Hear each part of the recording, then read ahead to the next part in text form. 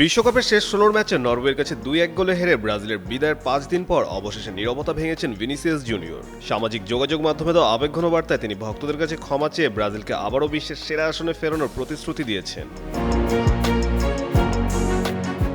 দল হিসেবে ব্রাজিল ব্যর্থ হলেও ব্যক্তিগতভাবে দুর্দান্ত ছিলেন ভিনিসিয়াস। পুরো টুর্নামেন্টে তিনি করেছেন ৪টি গোল, সঙ্গে ছিল ১টি অ্যাসিস্ট। তবে তার পারফরমেন্সও ব্রাজিলকে হতাশাজনক বিদায় থেকে বাঁচাতে পারেনি। ভিনিসিয়াস জানান, বিশ্বকাপ থেকে বিদায়ের কষ্ট ভাষায় প্রকাশ করা কঠিন। জাতীয় দলের জার্সি পরা তার জীবনের সবচেয়ে বড় গর্ব। এই আসরের জন্য তিনি সর্বোচ্চ প্রস্তুতি নিয়েছিলেন, কিন্তু প্রত্যাশা পূরণ করতে না পারায় আক্ষেপ রয়ে গেছে। হিউস্টনে রকিং টেস্টি, সীমানা ছাড়াও নিজেকে হারাও। ভিনি আরও বলেন, ব্রাজিল দলটি আরও অনেক দূর যাওয়ার সামর্থ্য রাখত। সমর্থকদের কাছে ক্ষমা চেয়ে তিনি প্রতিশ্রুতি দিয়েছেন ব্রাজিলকে আবারও বিশ্বের শীর্ষে ফেরানোর লড়াই চালিয়ে যাবেন। বিশ্বকাপের হতাশা কাটিয়ে এখন সংক্ষিপ্ত ছুটিতে যাচ্ছেন ভিনিসিয়াস। এরপর রিয়াল মাদ্রিদে যোগ দিয়ে নতুন মৌসুমের প্রস্তুতি শুরু করবেন এই ব্রাজিলিয়ান তারকা।